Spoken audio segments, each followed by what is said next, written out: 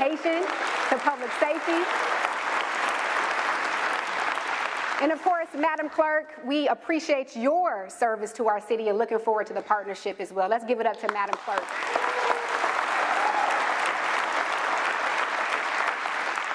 And from my understanding, our Tri-County executives are here today. Thank you all so much for being here. Warren Evans, Mark Hackle, and David Coulter, it is an honor to have you all here today. A few weeks ago, I had the opportunity of sitting on a panel with them and to talk about the importance of regionalism in our city and moving Detroit forward. And so it's good to have us working together because we know what impacts Detroit impacts the entire region. And so it's great to have you all here to help move our city and our county forward. All right, so we can now get started.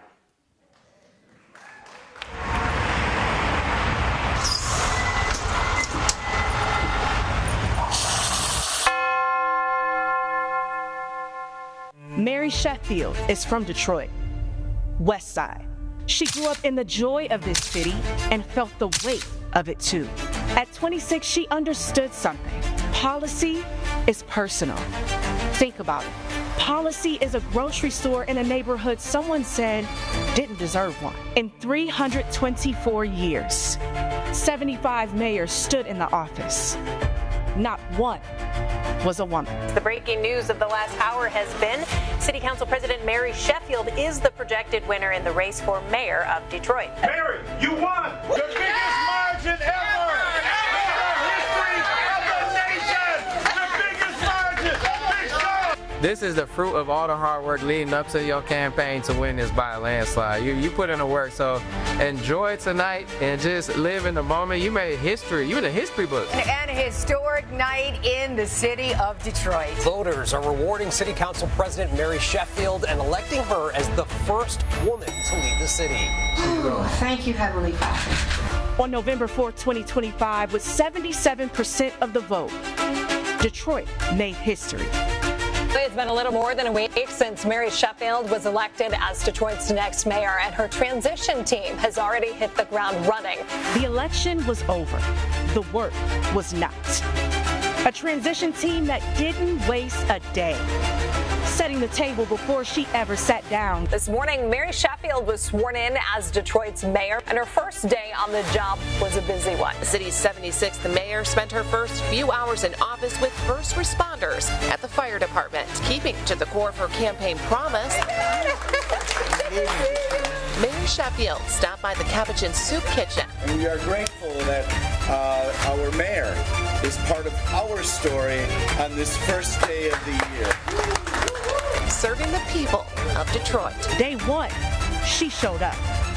The halls of Pershing High School, a senior center where the stories run deep. A small business from Woodward. Detroit was waiting to be heard, and she came ready to listen. Hello, Detroit. I am Mary Sheffield. I will listen, lead with love, and help our city shine. That's what this city deserves to keep. Detroit ideas, Detroit talent, Detroit heart. It's true that Detroit was never just one thing.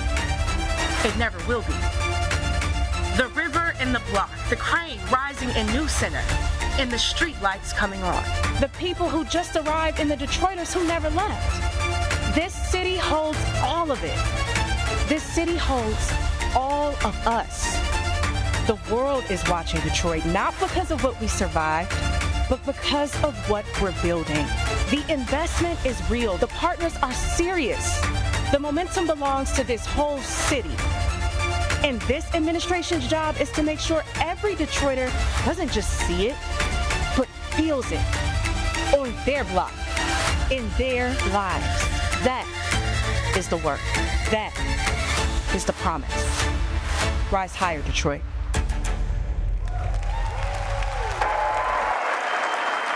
Thank you. Thank you. To those who are here this evening and those who are watching at home, it is an honor to stand before you tonight as the 76th and first woman mayor of the great city of Detroit.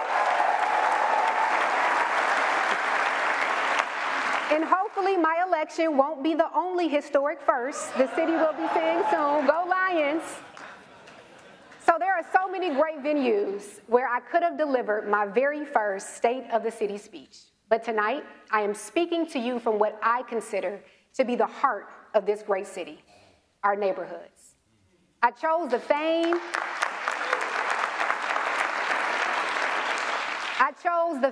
and historic Mumford High School because it is a neighborhood school that has been a pillar of this community in Northwest Detroit.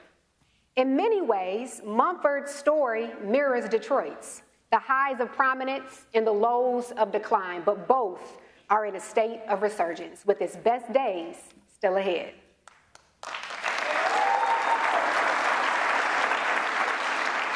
We are broadcasting tonight from the Jamil Hill Auditorium, and it is my esteemed honor that its benefactor, award-winning journalist, and Mumford alum is in attendance this evening. Jamil, if you can please stand. Yes. Thank you so much for being here. Jamil Hill, though, is not the only amazing Detroiter that went on to do great things. The Clark sisters, Carmen Harlan, the legendary Carmen Harlan, if you can please stand and be recognized, Carmen Harlan.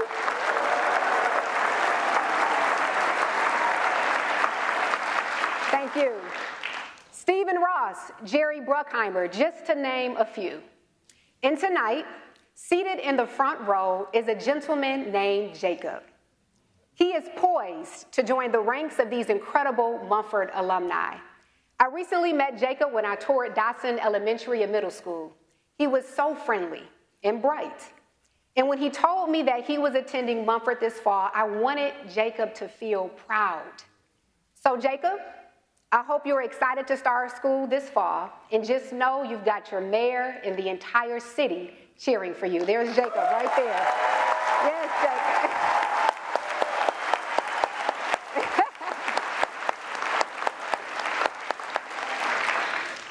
I am excited to have a conversation with you all about our beloved city. And I am here to say that the state of Detroit is rising higher. It's rising higher. The central theme of tonight's speech, my transition in my soon first 100 days, has been leading through the voice of the people. After the election, we launched the most inclusive and collaborative transition effort the city has ever seen. 18 committees, over 300 community leaders who helped set and shape our priorities. Many of them are here tonight, so thank you all for your service and dedication to our city.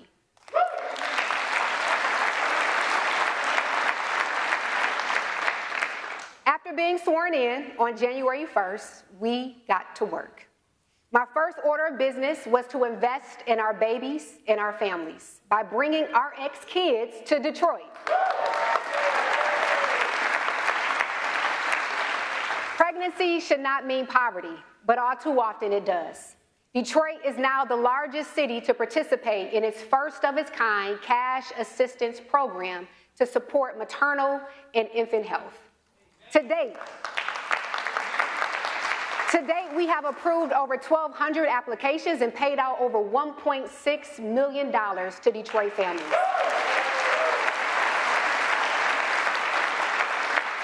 I would like to thank Councilmember Calloway for her advocacy and support to bring this program to Detroit. Every single Detroit baby and mother and family that is eligible will receive a $1,500 cash prescription during pregnancy, followed by $500 per month throughout the baby's first 6 months of life. No strings attached. I learned about the RX Kids program. It helped me cover a couple bills that were behind. It helped me pay for some stuff that the kids wanted. I have been advocating for the programs. I know what it's like to be a mother with no help. I do like that RX Kids does include our men in the community because they are forgotten about.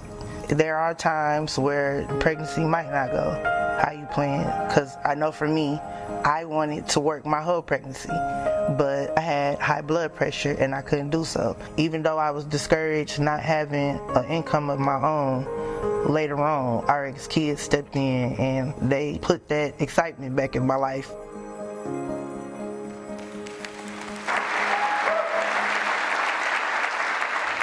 As if bringing RX Kids to Detroit wasn't enough, I recruited and appointed the program's co-founder and founder of U of M's Poverty Solutions, Dr. Luke Schaefer.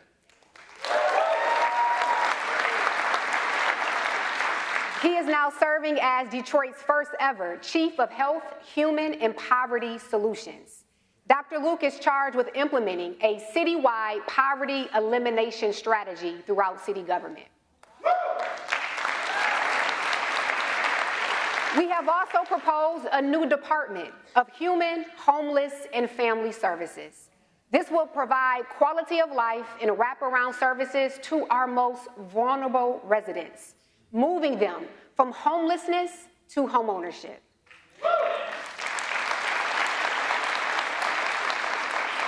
And as a part of this wraparound approach, I believe that we must center our youth in order for our city to reach its full potential, which is why we created a senior youth and education team led by Dr. Chanel Hampton and Jawan Howard,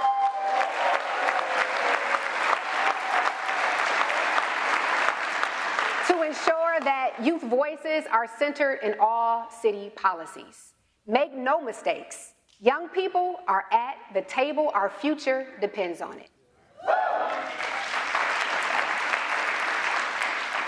And while the mayor does not control the school system, we are an important strategic partner. We are actively collaborating with DPSCD and charter schools to address absenteeism, after-school programming, and transportation. Tonight, I am excited to announce our new Show Your ID Ride for Free program.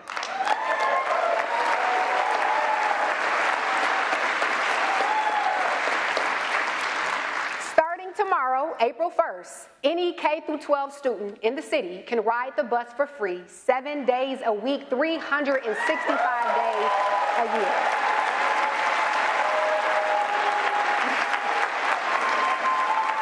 Yes, and thank you, City Council. Thank you. Yes. Thank you. We've also reached an agreement in principle with the board and the superintendent so that the money currently spent on bus fare for students will now go towards much needed after-school programming.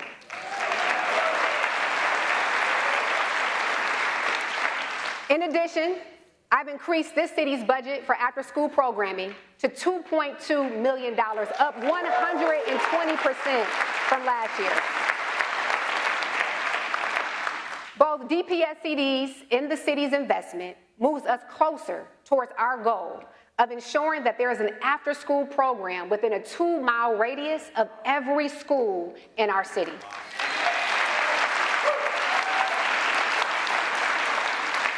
I look forward to partnering with our newest council member, Denzel McCampbell, who is also focused on expanding opportunities for our young people. From the young to the young at heart, my administration has a plan. Therefore, I created the Office of Senior Affairs with new senior advocates to ensure our seniors' needs are met.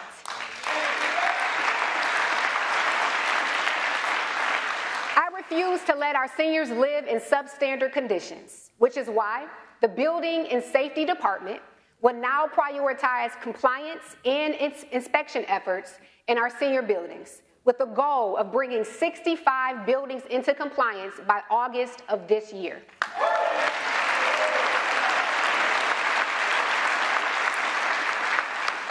We will also continue to build new housing for our seniors. In fact, my very first groundbreaking as mayor was for 49 units of new senior affordable housing that is opening next year for our seniors. I want to thank Council Member Miller, who is not here this evening, for her continued advocacy for our seniors as well.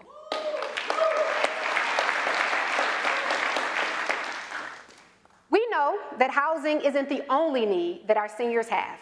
It's also difficult to get access to fresh food. We know that healthy eating leads to healthy living. Therefore, I am proud to announce a new senior food program, bringing free, fresh fruits and vegetables to our senior buildings citywide.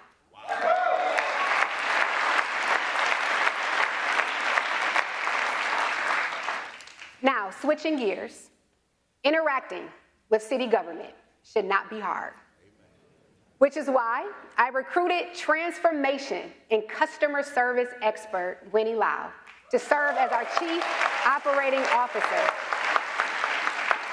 After seeing how Winnie dramatically improved the customer service and reduced wait times at Secretary of State offices across our state, I am confident that she is the right person to help reshape how residents and businesses interact with city government. One way we will do this is by launching opportunity hubs that will bring city government resources directly to your neighborhood. So stay tuned.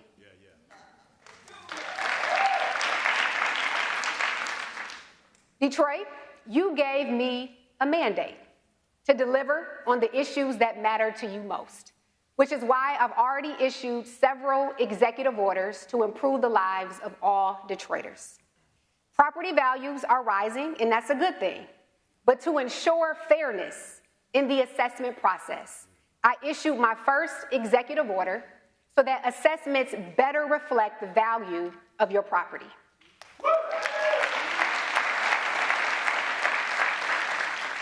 To those who share my belief that we can't simply police our way out of crime, my second executive order established the Office of Neighborhood and Community Safety, led by Director Teferi Brent.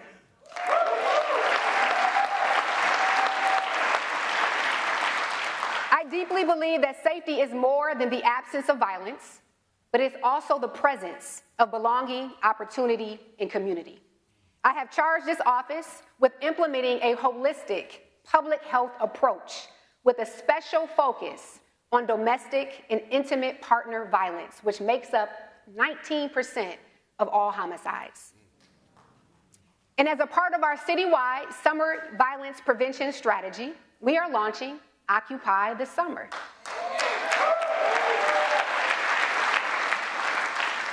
This summer, we will invest an additional $1.5 million to do three things: extend our rec center hours until 11 p.m., provide weekly programming to keep our young people engaged and occupied, and relaunch Detroit's Midnight Basketball League with wraparound services. So come get your game on and your life together. To those like me who believe that housing should be a human right and accessible, my third executive order increases the Affordable Housing Trust Fund. Starting now, when the city sells commercial property, 100% of the proceeds will go directly into the Housing Trust Fund. That means an additional $4 million is available this year alone for the development of and preserving affordable housing in our city. And although there's more to do around affordable housing, the truth is, it's not just about affordability. Raising the incomes of Detroiters is just as important. A University of Michigan study found only a third of Detroit residents earn a living wage. Think about that for a second. 64% of Detroiters working full-time are not paid a livable wage. That means one unexpected expense can lead to foreclosure, eviction, and homelessness. And Detroiters who put in a full days of work should not have to work 2 or 3 jobs just to meet their most basic needs.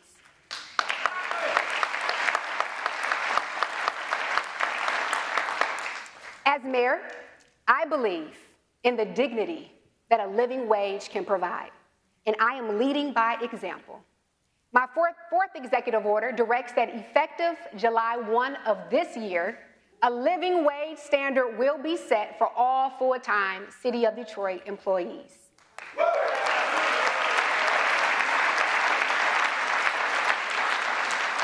This ensures that no public servant makes less than $44,616 per year. That's $21.45 an hour.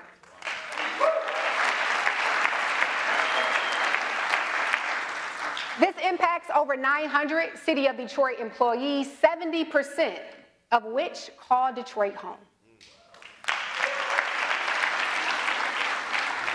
When I heard about the livable wage, it meant to me things were getting ready to change. Now I don't have to worry so much. It gives me some financial stability. I've been working 2 jobs for a while now.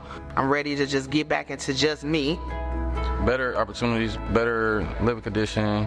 That means a lot. I can take care of my kids much better. My oldest son, he's getting ready to go to college. He's going to graduate from Mumford High School, and this wage actually helps me help him more. It's definitely going to motivate me to be the best that I can be, to service the community the best that I can service them. I felt like now it's going to be a morale booster. Everyone feel more value now. They feel they come to work and give 110%, knowing that they're getting paid better to be able to take care of their families and bills. Hopefully with this change, it'll bring more people into recreation that want to work for recreation. And it can go back to just being a good place to work, because it's a very fun place to work. Recreation is that deal. Anybody that want to come and work for the city, I recommend it.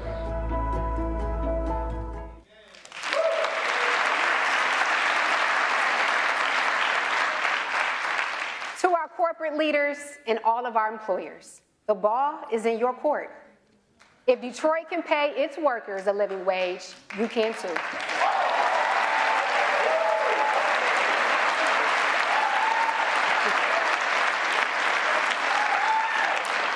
Thank Councilmember Benson for his support on this initiative and his leadership with the Generational Wealth Task Force. We look forward to partnering with you on more initiatives to build our middle class. Thank you, Councilmember Benson.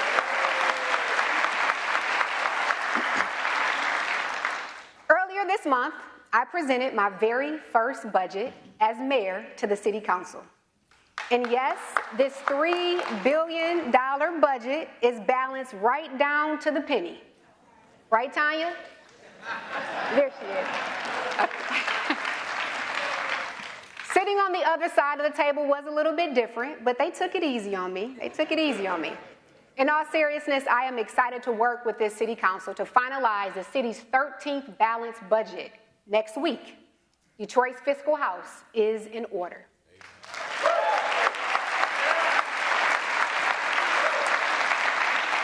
This budget is a statement of our priorities and our values. We are continuing the 13th check for our retirees. We are bringing back our program to clear dead and dangerous trees in our neighborhoods. Thank you, Council President Tate, for your leadership and advocacy for this program.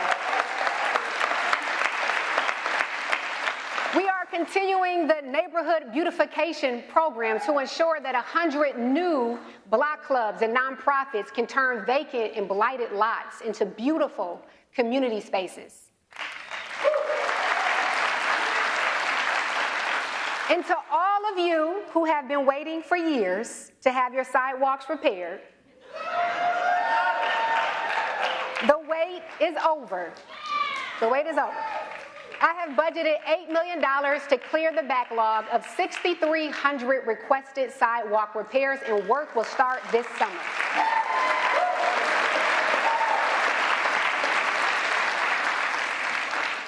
I am proud of the work that we've accomplished in our very short 90 days, but I am very much so energized by the work that is yet to come. In order for Detroit to rise higher, we need reliable, safe, and efficient transportation. To that end, we have 45 new buses in service and are scheduled to receive an additional 80 new buses over the next 2 years. This will allow us to achieve our goal of having 240 buses operating on time daily. We have also proposed a $30 million funding increase in this budget, which allows us to retain and attract the very best drivers, now paying them $25 an hour, finally putting us on par with SMART.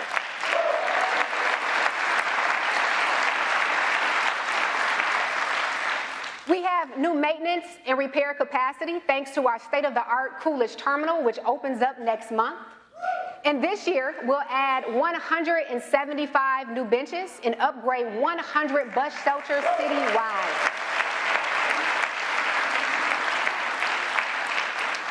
I want to thank our dedicated transit advocates and especially Brother Cunningham.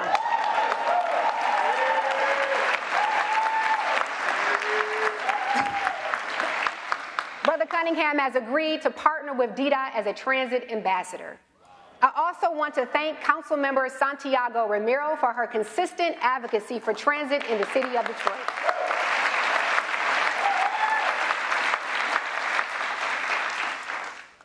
My administration understands how important our small businesses are in driving our economy forward. We will work hard every day to make Detroit the best place to start and grow your business. Which is why we are continuing programs like Motor City Match, which supports business owners like Corey Williams, who is here this evening. He saw an opportunity in a vacant building in the same neighborhood he grew up in. He received a $50,000 grant to open up the new bar and grill called the Wildermere. He hired 17 employees, and all of them are Detroit residents. Wow.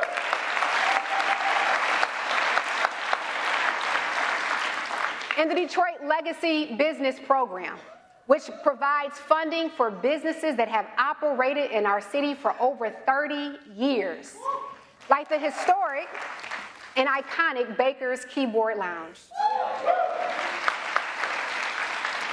And just last week, we announced our second round of grant recipients for the Detroit Startup Fund. That's right, Johnny. This provides early funding for our innovative startups to scale right here in the city of Detroit. And we're bringing back and expanding our Green Grocer program. This program supports small neighborhood grocers like Candy's Mini Market, which opened last month inside of the Durfee Innovation Center. We anticipate 5 more small grocers opening up this year alone. Thank you, Council President Pro Tem Young, for your advocacy in bringing this program back to Detroit.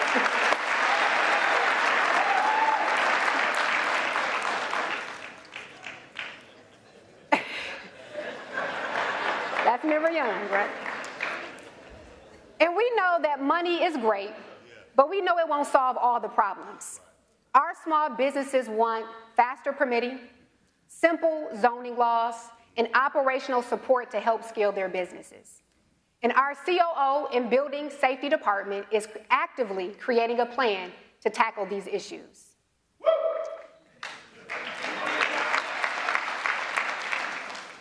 This administration is moving with urgency to attract the emerging industries that are shaping our future. And at the same time, we are designing workforce strategies so Detroiters are prepared for the jobs of today and the jobs of tomorrow. Because growth without access is not success. And we are building both together. We are strengthening our talent pipeline through Detroit at Work. We're deepening our partnerships with high schools, colleges, and universities to ensure that Detroiters are first in line for these opportunities. It takes both small businesses and large employers to power our economic engine. I know I may be biased, but I truly believe that Detroit has some of the best untapped talent right here in our city, and we will put Detroiters to work. In just about every conversation I have across this city, I hear someone say, Mayor, we need more affordable housing. And they're absolutely right. We need more housing that is safe, affordable, and accessible. Because when families have stable housing, our neighborhoods grow stronger, our children are more successful in school, and families can build generational wealth. In the last 10 years, we have made tremendous progress, with over 3,000 new affordable housing units built, and 12,000 units have been preserved.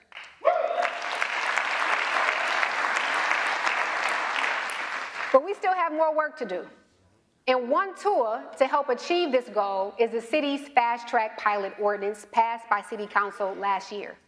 This cuts the lengthy housing approval process, and it allows developers to receive an automatic property tax reduction in exchange for keeping rents affordable. Under this new pilot ordinance, 3,500 housing units are now available for Detroiters. Another 2,000 have been approved, and nearly 3,000 more are in the pipeline.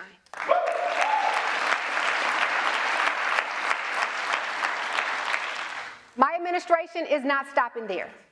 Our 21st century housing challenges require 21st century zoning ordinances.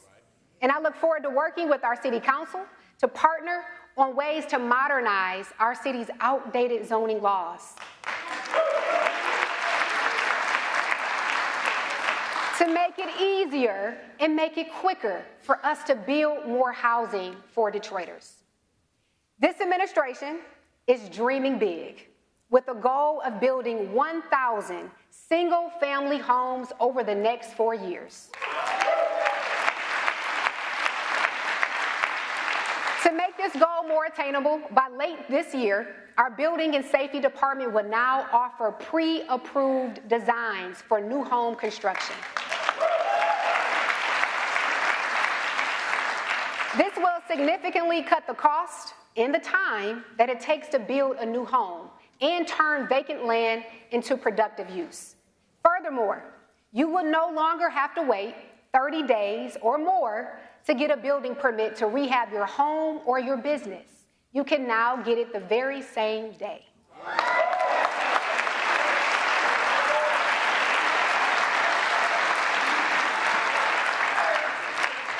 So now let's talk about something that I care deeply about, home ownership.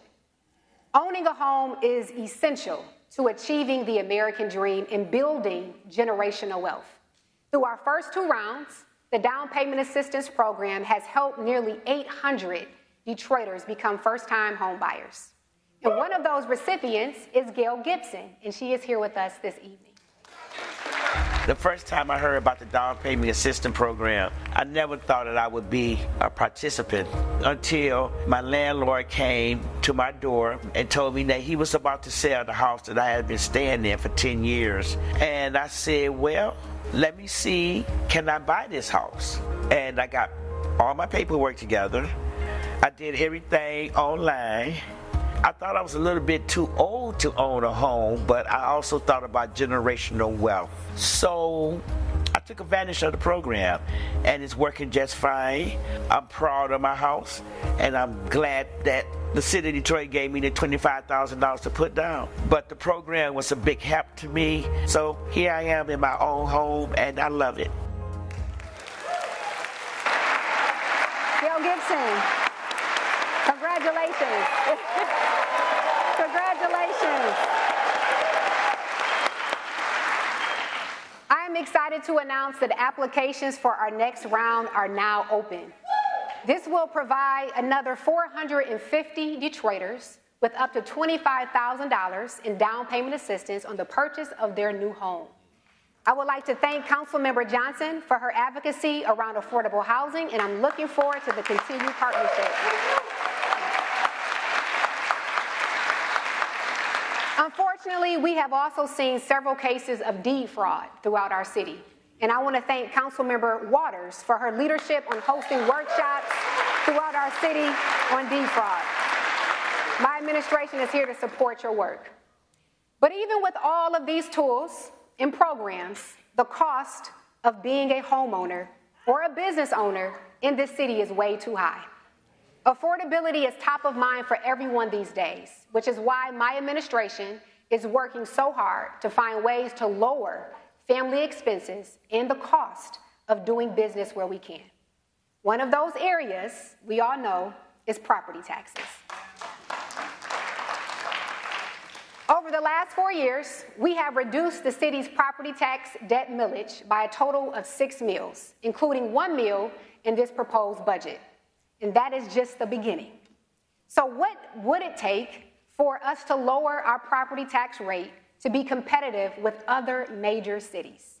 It would take roughly a 30 to 60% reduction and a plan to replace that revenue. It's tough, but we have to get it done. My administration is in the early stages of researching potential ways to generate revenue to offset a reduction, and we are committed to working with the community every step of the way.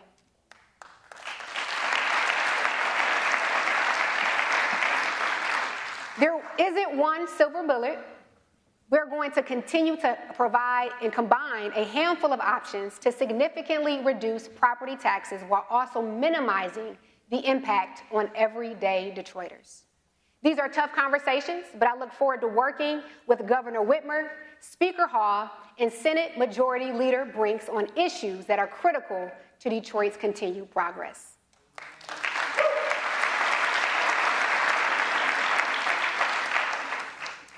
While we've seen a historic 60-year reduction in crime in Detroit,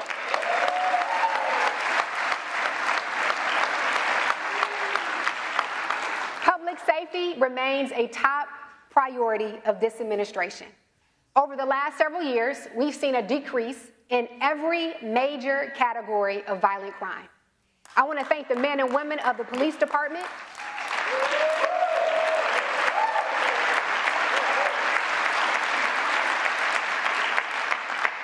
Chief Bedison,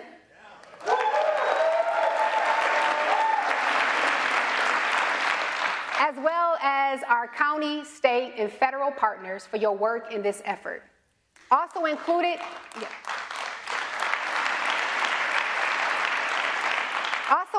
in these partnerships are the community violence intervention groups that continue to play a critical role in our public safety strategy.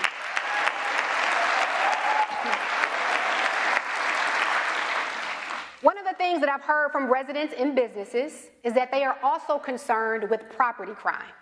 So I have directed DPD to create a property crime squad in all 12 precincts.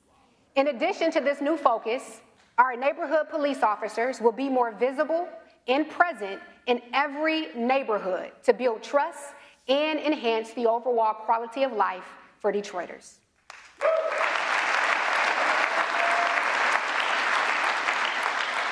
My administration is also prioritizing Detroiters' mental health and wellness by adding our third shift to the mental health co-response team.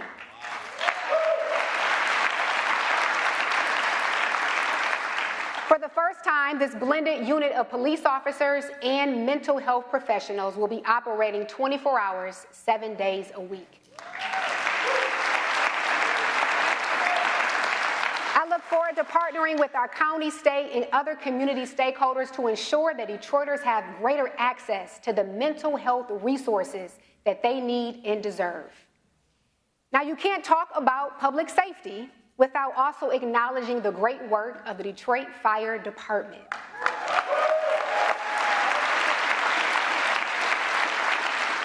They continue to serve as a national model for their emergency response, again, beating the national average for 911 call response times. As of today, response times for EMS is 7 minutes and 30 seconds, compared to the national average of 9 minutes.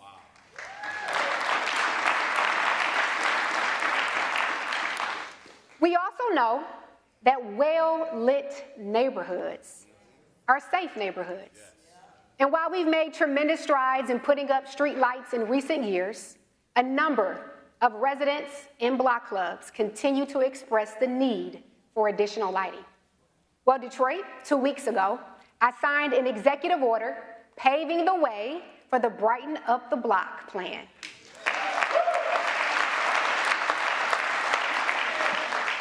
This will utilize Public Lighting Authority bond savings to add 3,000 new mid-block street lights in our neighborhoods. Residents will now have the opportunity to participate directly in community engagement sessions that will start next month. And the goal is to begin installing these street lights this summer.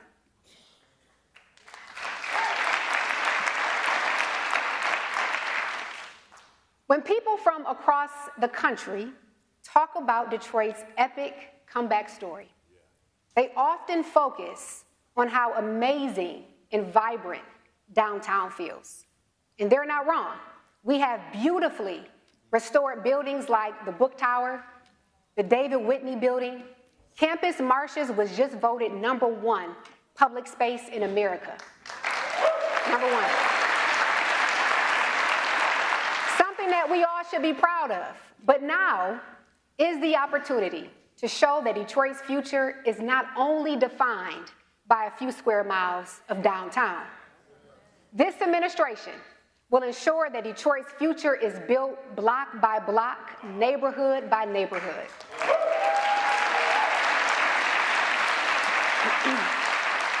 All too often, economic development is framed as a zero-sum game, where one neighborhood prospers at the expense of another.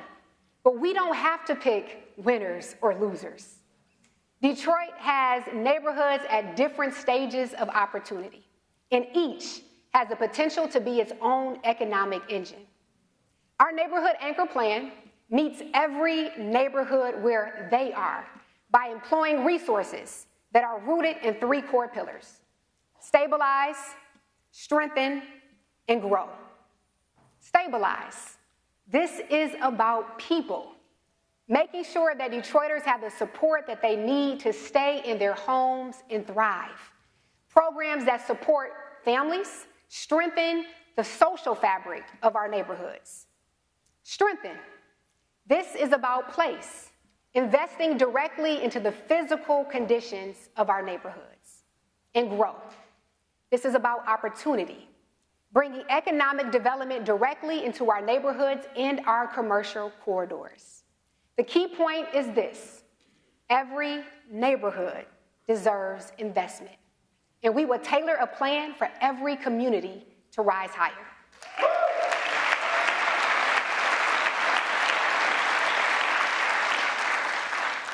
To jumpstart this new neighborhood anchor plan, I am proud to announce the Detroit Housing for the Future Fund 2.0, led by LISC, a nearly $50 million investment that will provide grants and low-interest loans to build and preserve affordable housing in our neighborhoods.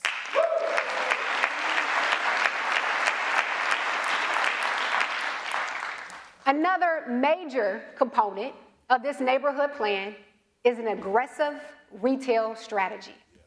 We are going to actively recruit national and local retailers to come to Detroit.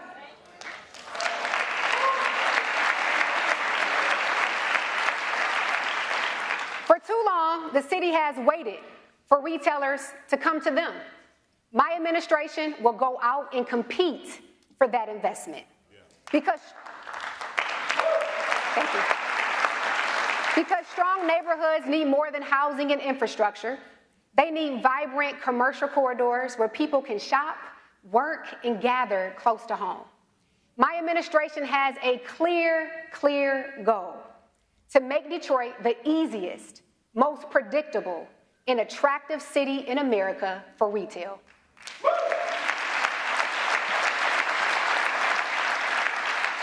To lead this effort, we will appoint the city's first ever director of retail attraction. I believe that retailers can and will succeed in Detroit. The market is here, the residents are here, the opportunity is now.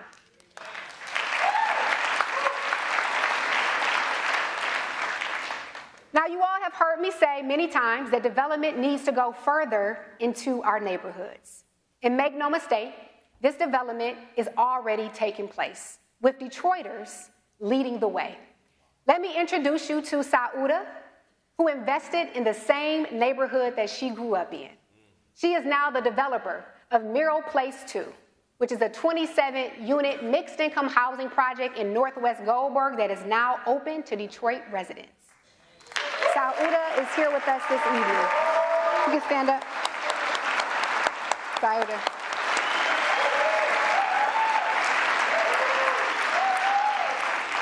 And then there is Jessie, a Detroit native who returned back to Detroit to build her legacy. The Jessie Felice Learning Center is now open. It is a multilingual, community-centered learning space in Brightmoor. She is also here this evening.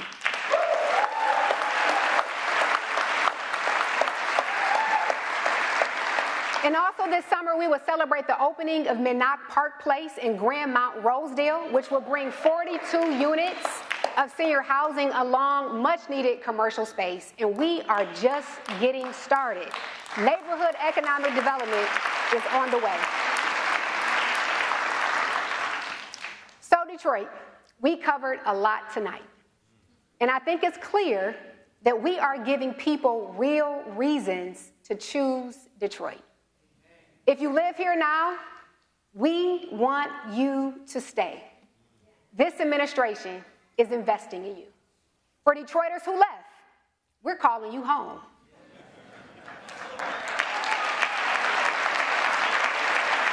Yeah. I know some of you left saying, I got out, but tonight, let's reshape that narrative to I got back in. Got back in. And if you're not from our city, let me welcome you the Detroit way. What up, Doug?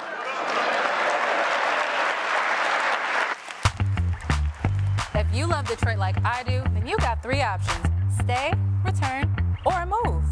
Let me explain. If you stayed in Detroit, this is for you. More investment in neighborhoods, more housing, and more opportunities for you and your family. You held it down, and now the city is investing back into you. If you left Detroit, this is your sign. New developments, new opportunities, the whole city's evolving. The Detroit you left is not the Detroit you're coming back to. And if you never lived in Detroit, there's real homeownership opportunities, lower cost of living. Culture, community, everything. You can actually build something here. I stayed here. I moved here. And I returned. I moved here. I stayed. I returned. I moved. I stayed. I returned. So whether you stay, come back, or pull up for the first time, Detroit is building something real.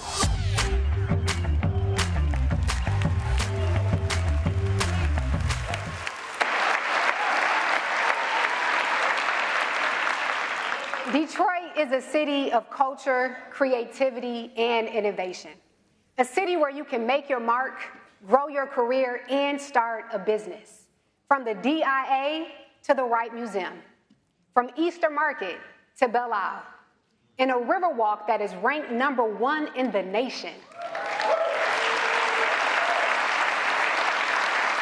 We offer world-class culture and spaces. A new multi-sports complex is on the way, and with it, the WNBA is coming back home, where it belongs. Megastars Big Sean and Usher partnered with the Boys and Girls Club to open up a new entertainment innovation incubator our young people will create right here in this city. And this city is undergoing a massive multi-billion-dollar healthcare transformation. State-of-the-art medical campuses are rising. Academic research is expanding. Detroit is where careers are being built and lives are being changed.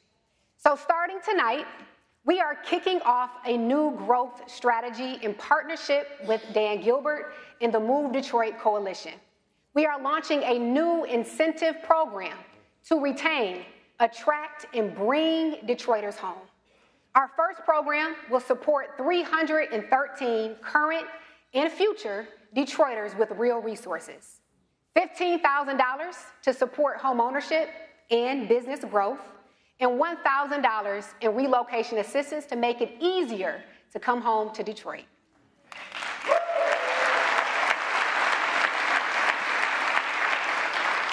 Applications are open right now, so go to movedetroit.com. Whether it's to stay, to return, or to move, it is time to choose Detroit.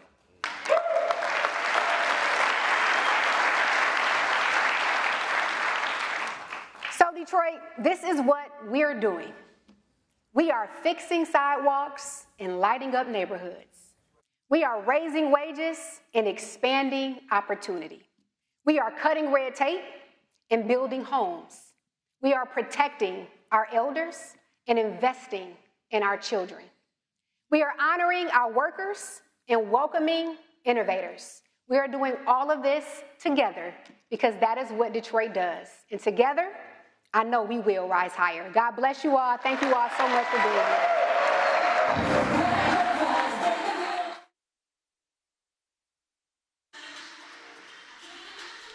All right, good evening. You've been listening to Detroit Mayor Mary Sheffield's very first State of the City address, almost an hour long, where she touted some of the accomplishments of the first 90 days of her administration. And she really set some new goals and made some announcements tonight. So some exciting news for the city. I am joined today by Reverend Wendell Anthony from the NAACP Detroit branch. I want to get your initial reaction, Reverend. What do you think about what you heard tonight? Well, I think she had a great speech, particularly for her first one. Let me say something about her style. First of all, I think she presented a very relaxed, confident, upbeat, cheerful, warm presentation. She invited and invoked the presence of the people. It was a people's speech, and she spoke to many of the things that she talked about during her campaign, which I was really eager to hear and to see if she was going to match theory with practice, and she did. I think that it's an ambitious speech, but you have to be ambitious in order to have vision and to drive yourself to accomplish those kinds of goals and objectives. We did not want, she was not elected with 77% of the vote to be mediocre or tentative. She was elected to be bold because of her vision. And I think the fact that she has been a member of the Detroit City Council for years and then president helps her. Yeah. Because she knows the lay of the land. So I thought she had a great speech. Yeah, some of the initiatives she talked about, she kind of laid the groundwork for that in her years on City Council. Right. One of the main campaign promises, one of the things we've heard so many times is that it's time to spread the wealth to the neighborhoods beyond the downtown area. What did you think about some of her plan toward the end there to really get the world to notice beyond Campus Martius, the rest of what Detroit has to offer? You know, that's been a rub that we've had for years. It's just about downtown and not the neighborhoods. It's about all of us. Yeah. Detroit is from the river to 8 Mile. All of this is ours, people who live here. Downtown is yours. The neighborhood is yours. You cannot have a viable city without a viable downtown.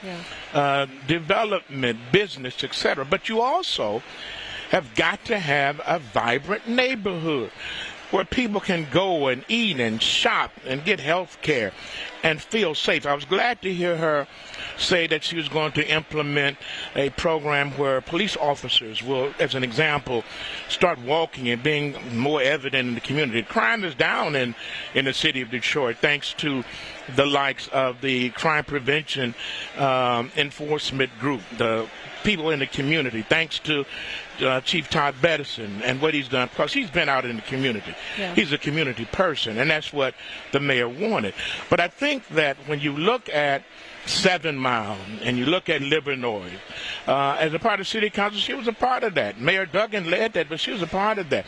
When you look at what's getting ready to happen on the 6 Mile area, when you look at some of the development of the housing around this city, and I'm just loving her emphasis on housing and affordable housing, because so many churches, faith-based organizations, and she has a faith-based initiative where churches and organizations, nonprofits, can kind of tie in to the whole thrust of affordable housing. The current president cut the housing budget, the federal housing that comes into MISTA, the Michigan State Housing Development Authority. And that impacts what cities can get. And so the fact that she's isolating or targeting $50 million in the area of housing for people to be able to access that's major. That's so very important, because housing is one of the major issues in our community. People need it.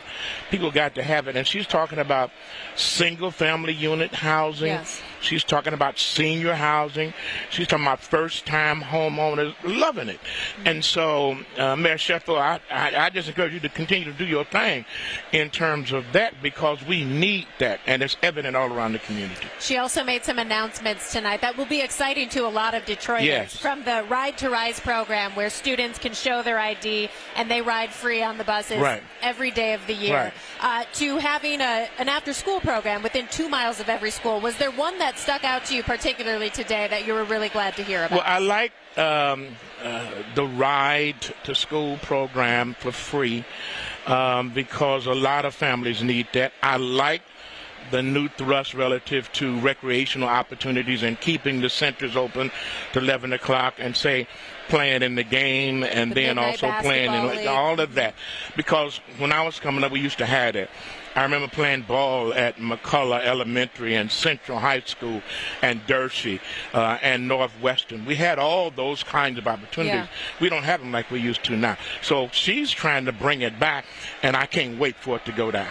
All right. Well, we are close to our time here. A lot was said in this address, and it was a very important night for the new mayor, making good on some of the promises from her campaign trail. But it's early. We're only 90 days in, and there's much more to come. We will have much more on the mayor's address coming up tonight on CBS News Detroit at 11, and of course online on CBSNewsDetroit.com. Reverend, thank you for joining us. My pleasure. We appreciate your time. It was wonderful to watch the speech with you, and we will leave you with that. We'll see you later tonight.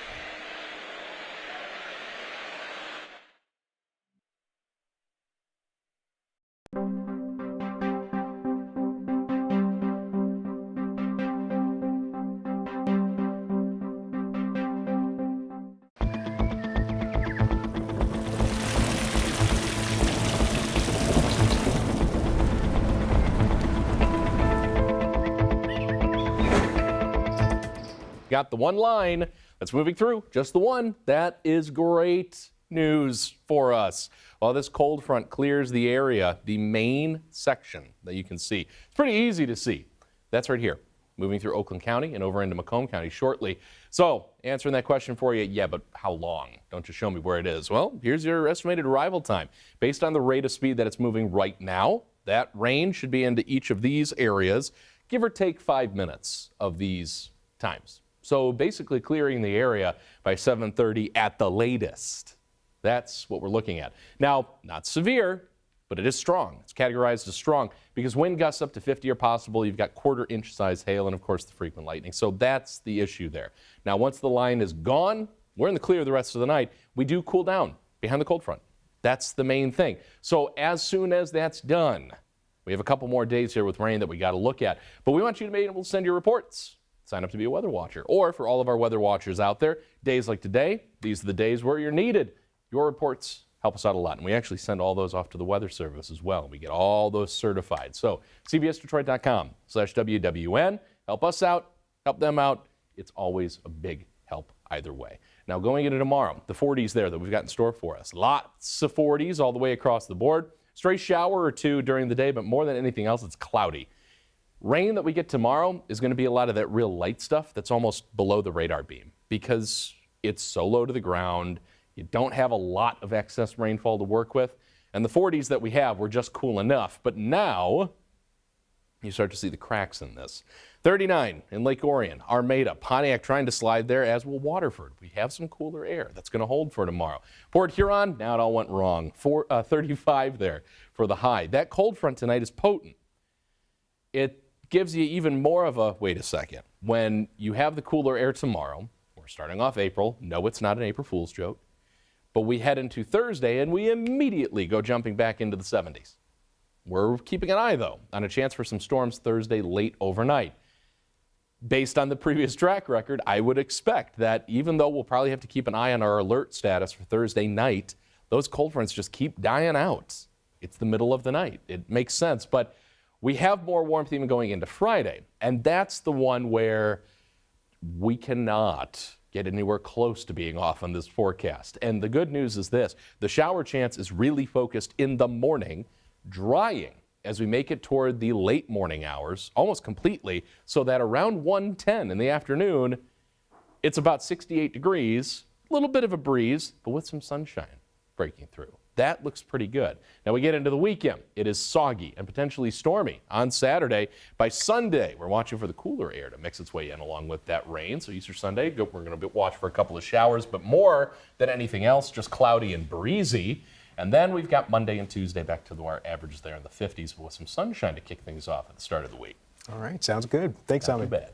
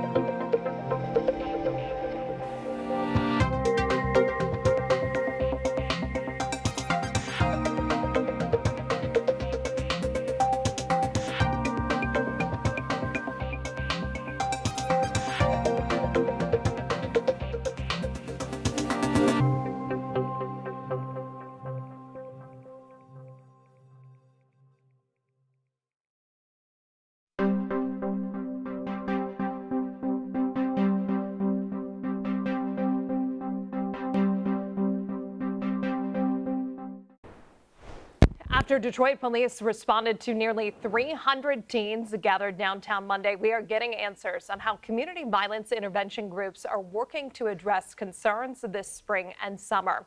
One of the city's largest nonprofits dedicated to this work is Force Detroit. The organization supports at-risk youth and offers workforce development and other forms of support to those impacted by violence. This year, teams are focusing on reaching kids across the Motor City through sports with its CBI Athletics initiative. With football and basketball leagues forming, leaders say their goal is to engage and inspire rather than police and punish. Our responsibility falls on us adults to try to figure out spaces for them, and we have to create safe spaces for them to be involved in, and spaces that are welcoming for them as well, too. Detroit police say a dozen teens were detained after last night's gathering. Officials remind a curfew is in effect for minors year-round, and tickets will be given to parents whose kids break the rules.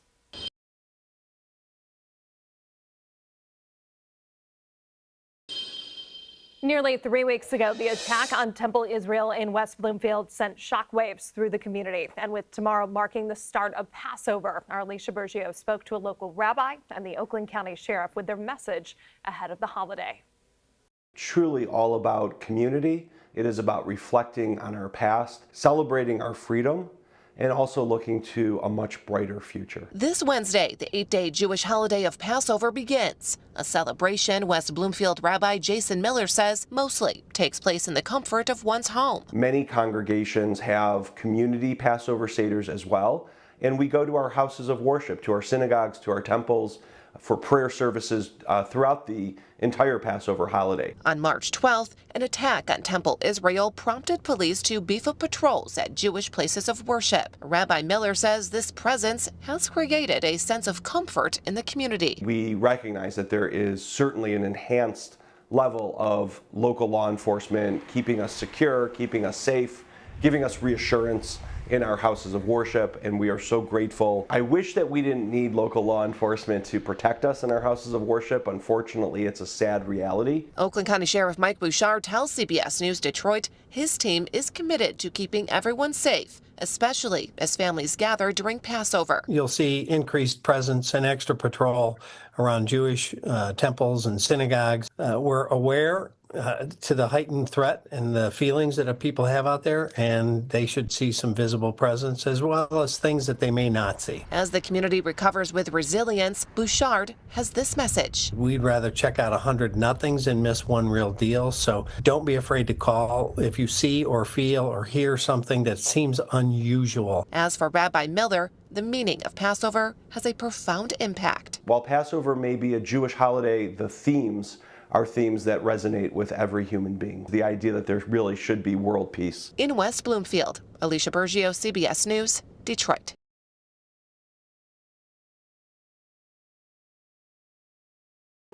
New body cam video in our newsroom shows Sharon Moore's arrest. The former University of Michigan head football coach was arrested in December. It happened just hours after he was fired for allegedly having an inappropriate relationship with a staff member. He then allegedly broke into that woman's home and threatened his life. In the video, Moore can be heard crying, and at one point he says he has a pair of scissors in his car. Earlier this month, Moore pleaded no contest to misdemeanor charges as part of a plea deal. He's set to be sentenced April 14th. The war with Iran is raising oil and gas prices, adding to the financial strain on Americans. According to AAA, average U.S. gas prices crossed the $4 per gallon mark today for the first time since 2022. That's up more than $1 per gallon since the war started. Michigan's average is less than $4, currently at $3.91 a gallon. CBS News business analyst Jill Schlesinger says it could get even worse for consumers the longer the conflict drags on. This is a pressure on people's households. We already know that a lot of people were feeling the pressure before the war began. Let's say that you were spending, say, $200 a month on gas. It's not to say that you can't absorb $250 or even $300 for a month. But if this persists for many months, this is a real drag on household finances. Analysts say the price of oil is also having a negative impact on the housing market. The average 30-year fixed mortgage rate rose to more than 6.3% last week, its highest level in 6 months. GM's Factory Zero announced layoffs for the second time this year. Roughly 1,300 workers are being temporarily let go while the company revamps manufacturing operations. And it's all because of a significantly lower EV demand. CBS News Detroit's Gino Vici spoke to car owners about how they feel about EVs now that gas prices are rising. Yes, the automotive industry is in a very unusual predicament. Over the past 12 or 24 months, the demand for EVs has gone way down, causing places like GM's Factory Zero here to again scale back EV production. But many of drivers I spoke with say they are now open to purchasing EVs with the rising cost of gas prices. But in terms of scaling back EV production, automotive experts we spoke with over the past 12 months say they knew this was coming. It was predictable. But what is not predictable is how long the price of gasoline will continue to climb. General Motors has announced it's temporarily laying off roughly 1,300 workers at its Factory Zero EV plant. The layoffs are a part of a 30-day adjustment period to meet a lower market demand for EVs over the past several years. But today, the sentiment about EVs might be changing a little bit with gas prices skyrocketing. No, it's unbelievable. It's too much. Like with Ken Stillwell, who never owned an EV but is now considering it strongly. I think I would. There'd have to be more infrastructure for the EVs. Marvin Thomas is also open to purchasing EVs with these higher gas prices. So at a certain point, gasoline will become obsolete and EVs will become the new gasoline. Automotive experts like Paul Eisenstein have been sounding the alarm about EV production and staffing since the tax credits to purchase EVs went away, and since demand has been drastically dropping. He also predicted last year more layoffs are ahead, and now they're here. This is the second time this year GM's Factory Zero announced layoffs related to EV production. Back in January, 1,200 were laid off. Moving forward, there's no telling where the automotive industry is headed with EV demand low and gas prices skyrocketing. But Thomas says he believes we all may be forced to consider EVs. If gas were to keep rising, then EVs will become the new gasoline. So most people are going to have to switch over. In Detroit, Gino Vici, CBS News Detroit.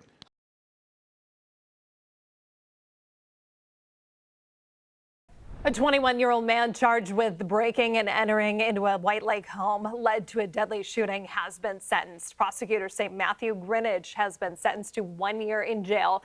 The incident happened last July when police say a man was alerted through his video security system that a group of people were in his detached garage. Police say he then fired into the garage, hitting one of the people inside. That person later died from his injuries. The homeowner also charged.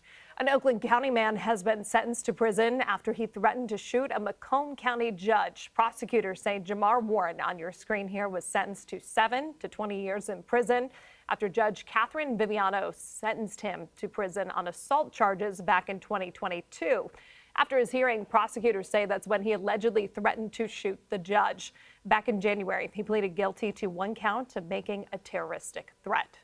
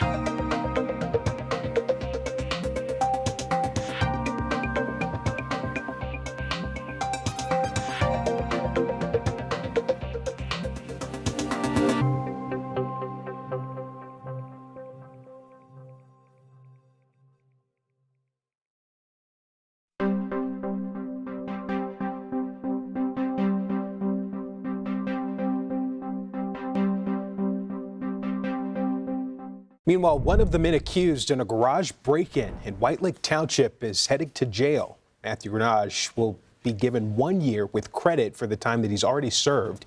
He's one of the 5 people charged in the attempted burglary that happened last July. The homeowner is also facing charges in that case. Investigators say Dayton Napton shot and killed a 17-year-old as he ran from the scene. He's due back in court on April 16th. Plymouth Township Police say they found one of the last dogs involved in a recent attack on a jogger. Officers say 3 dogs went after a man over the weekend while he was running on Canton Center Road.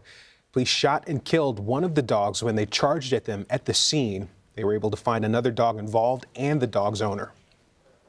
CBS News Detroit has obtained new police body camera footage of Sharon Moore's arrest. The former University of Michigan football coach was arrested in December, and in the footage, Moore is heard crying and asking to call his wife. Moore was fired for allegedly having an inappropriate relationship with a staff member. He's accused of breaking into her home and threatening his life. Earlier this month, Moore pleaded no contest to malicious use of telecommunications devices and trespassing. His other charges were dropped as part of the plea deal.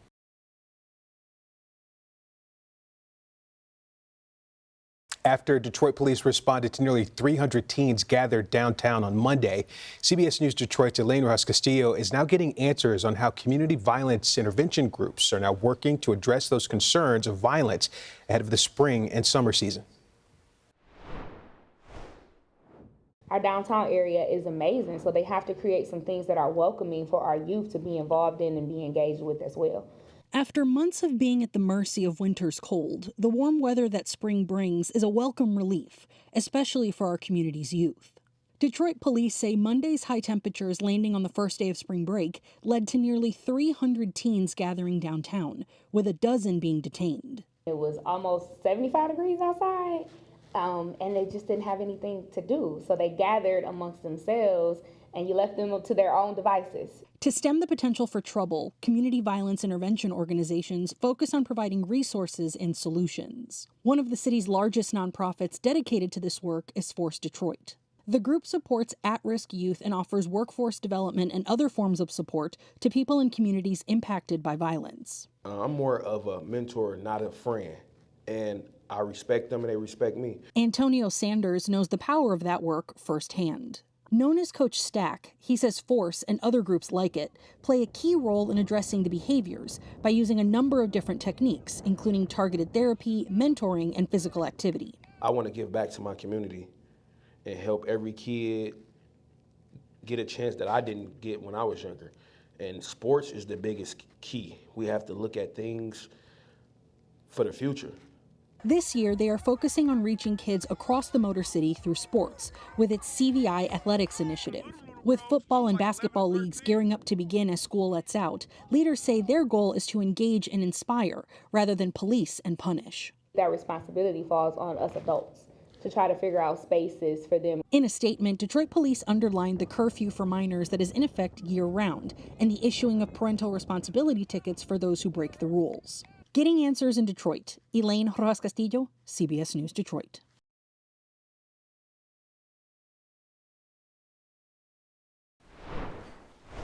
GM's Factory Zero announced layoffs for the second time this year. Roughly 1,300 workers are being temporarily let go.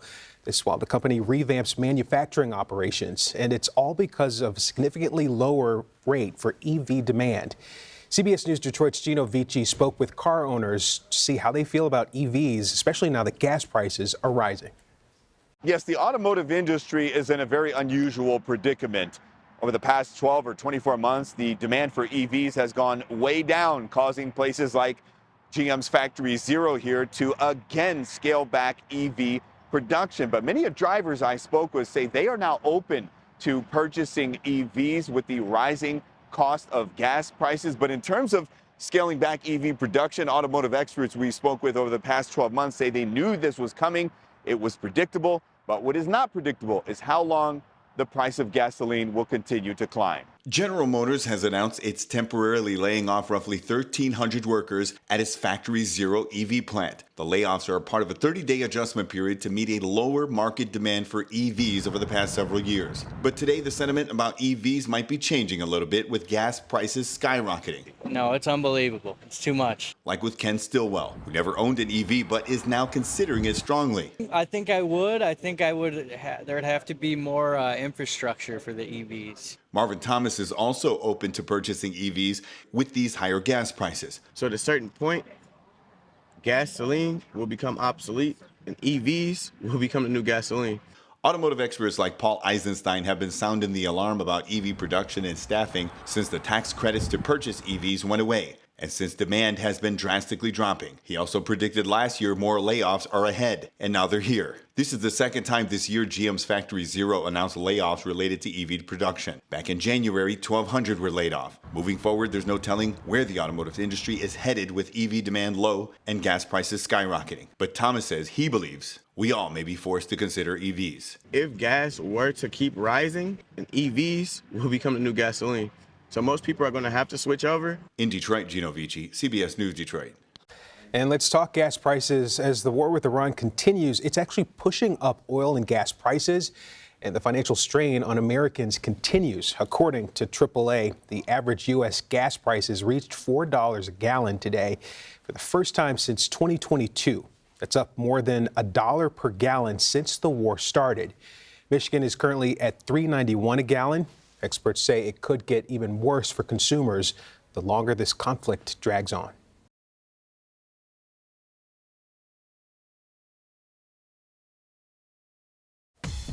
Now, the Xfinity Sports Desk.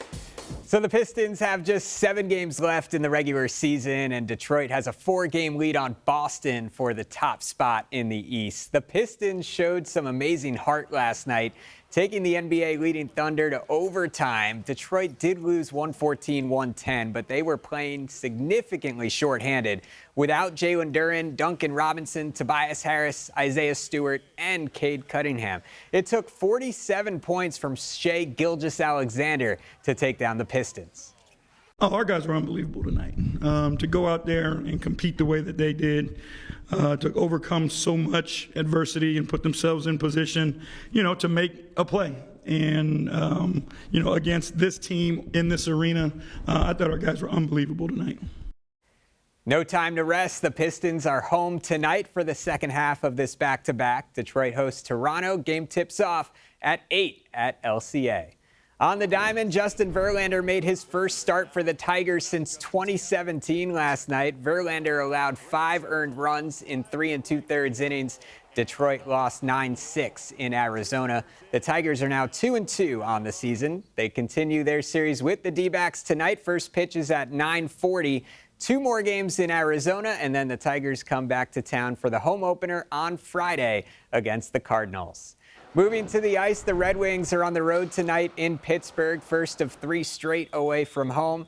Just 9 games left in the regular season. The Red Wings are 2 points out of the final wild card spot. Tonight's game against the Penguins begins at 7.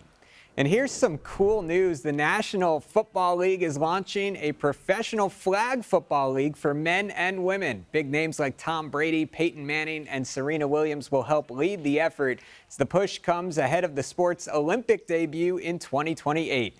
There's no official launch date yet, but the league is expected to begin play before the LA Games. The dream of having 2 Michigan basketball teams in the Final Four did come to an end last night. The Michigan women lost to Texas in the Elite Eight. The Longhorns were too much for the Wolverines. Michigan played from behind the whole game after Texas jumped out to a big lead in the first quarter. It's not the way Michigan wanted it to end, but it's still a historic season for the Wolverines. We've spent a lot of time talking through this season about our program and kind of the jumps that we made. And I know our team is really disappointed tonight, but I also want us to be able to, at some point, to celebrate the best season in program history.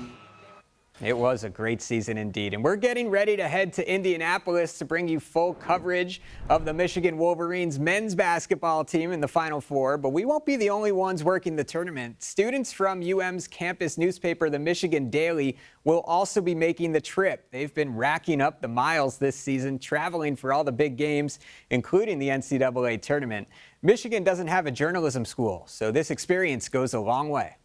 I don't think anybody at 20 years old gets to say they've managed almost 100 people. I'm working basically a job in college. We kind of think of this as our journalism school for sure. I think there's so many learning experiences you get through here. That's pretty cool. Michigan is in the Final Four for the first time since 2018, and they're seeking their first national championship since 1989.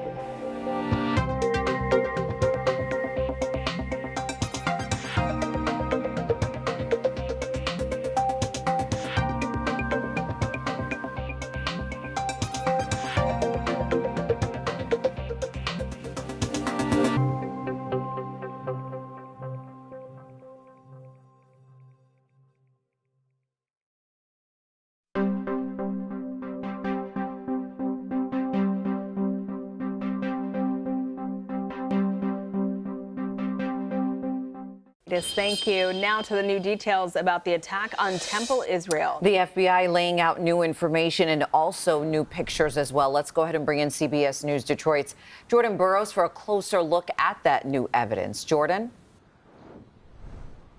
Sandra and Meredith, according to FBI agents, after all the evidence that they've gathered, they've said that the shooting here at Temple, Israel was a Hezbollah-inspired act of terrorism. Now we are getting a better look at the gunman here from Temple, Israel. His name is Ayman Ghazali, and we're showing his picture here on CBS News Detroit. According to FBI agents, they say Ghazali planned to target Michigan's largest synagogue.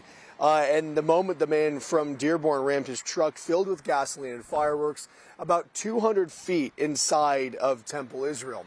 FBI held a press conference on Monday. That was yesterday. They were able to obtain and process hundreds of digital and forensic evidence items, including posts on a Facebook album from Ghazali titled Vengeance, where he posted pro-Hezbollah propaganda and messages calling for retaliation.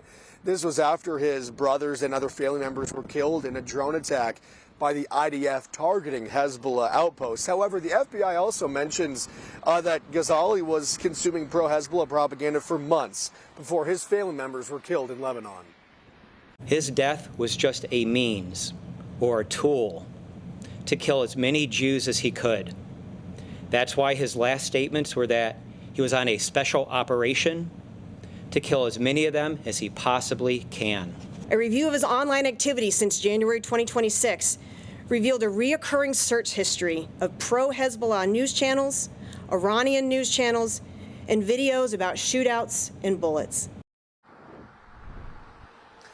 As part of those searches, the FBI said that he was also searching for local synagogues in the area, and even more so, a more specific search that Ghazali searched for was largest synagogue and largest gathering of Israelis in Michigan. Reporting live at West Bloomfield, Jordan Burroughs, CBS News, Detroit. Those are chilling new details, Jordan. Thank you.